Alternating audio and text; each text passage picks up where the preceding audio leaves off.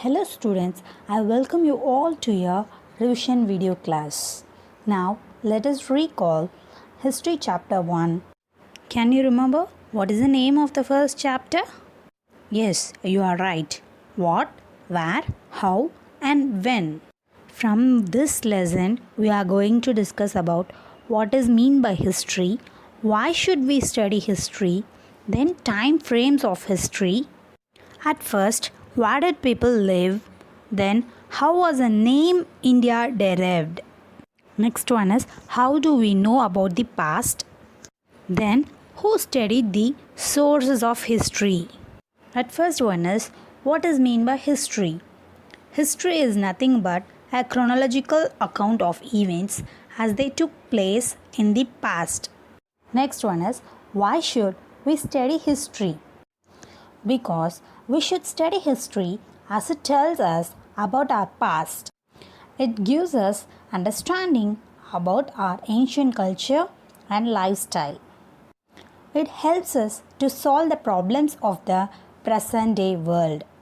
Next one is time frames of history. In this, historians use chronological sequence for a better understanding.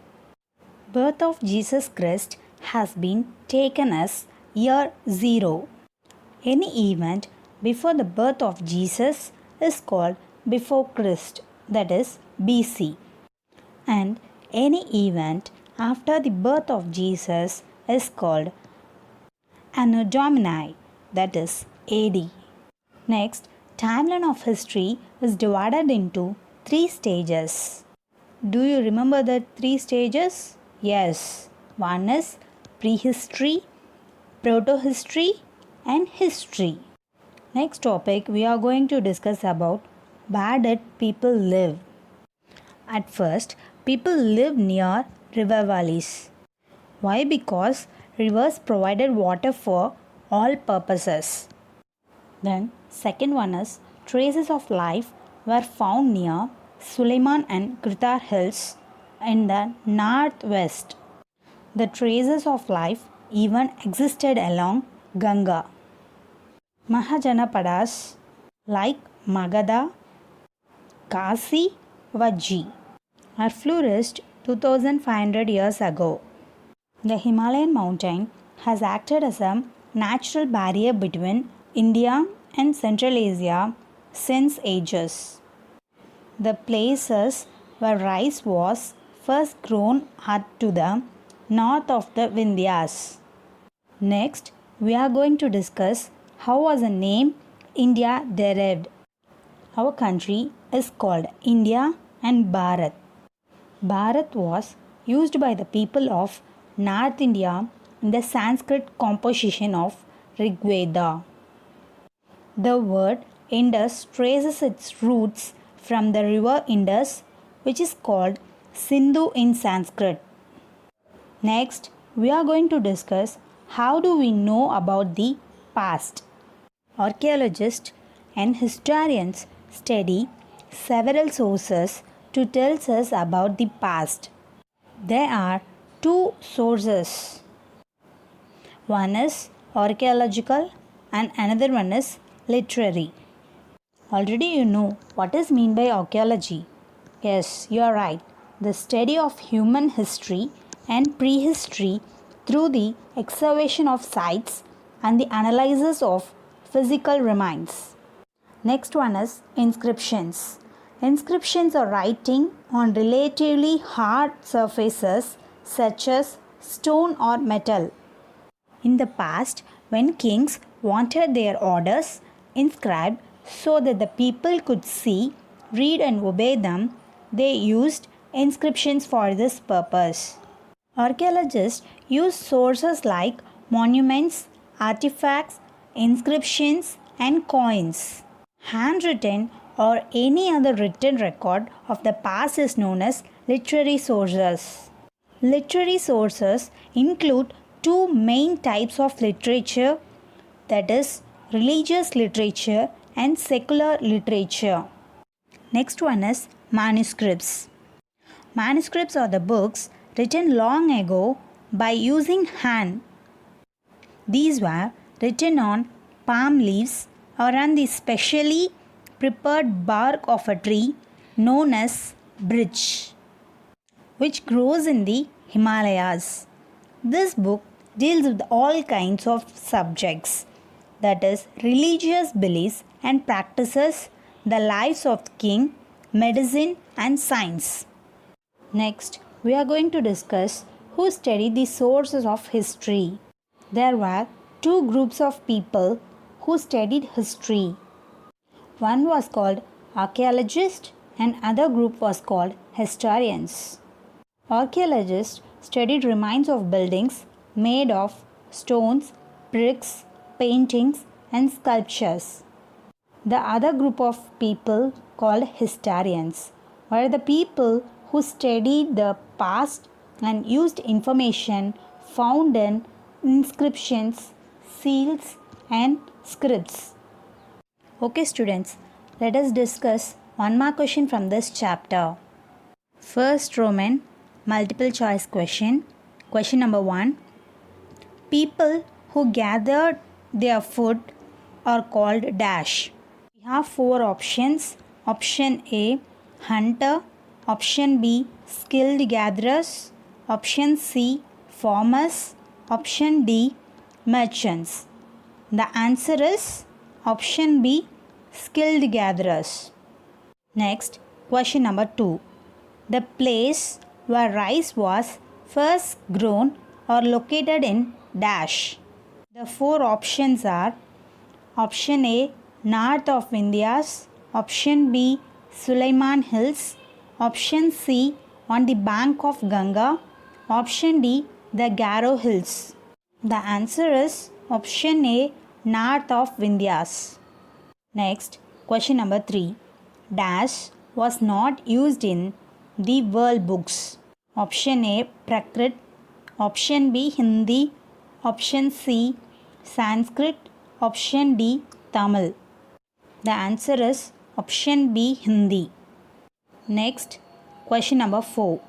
The kingdom of Magadha was located dash. Option A, on the banks of the Indus. Option B, in the south of Vindhyas. Option C, in the area along Ganga's tributaries in the south of Ganga. Option D, in the Garo Hills region. The answer is option C, in the area along Ganga's tributaries in the south of Ganga. Next, we are going to discuss Roman number 2, that is filling the blanks. Question number 1. Men and women moved in the search of dash and to escape from dash. The answer is livelihood and natural disaster.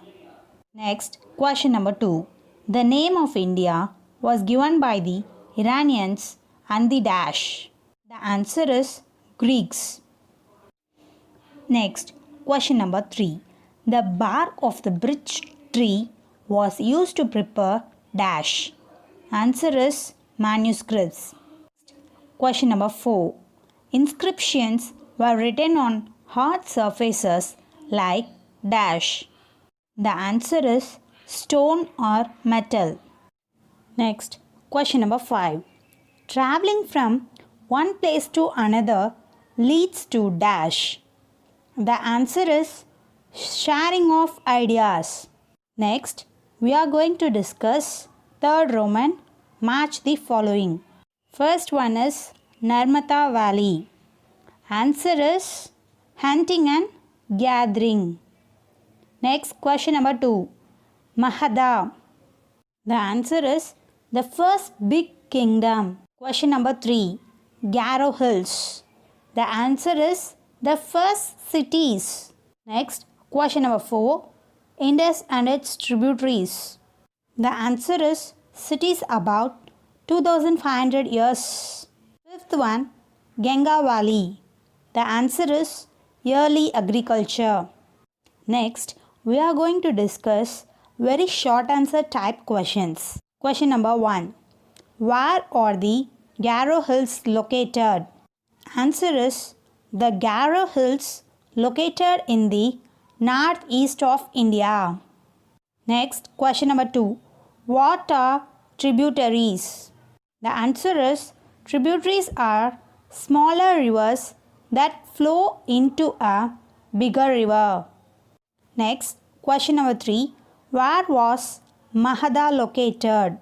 The answer is Mahada was located in the south of the Ganga. Next, question number 4. What is meant by manuscripts? The answer is manuscripts is a handwritten book that was written long ago. Question number 5. What are inscriptions? The answer is inscriptions are writings on relatively hard surfaces like stone or metal. Next, question number 6. Name of the tributary of the river Ganga. The answer is Son.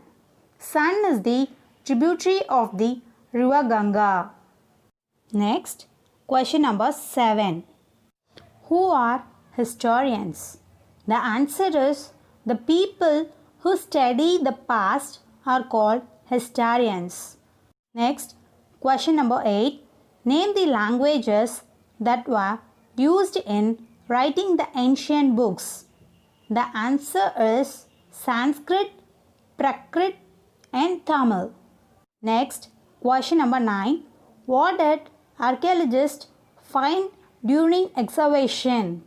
The answer is the archaeologists found tools, weapons, parts, pans, ornaments and coins during excavation.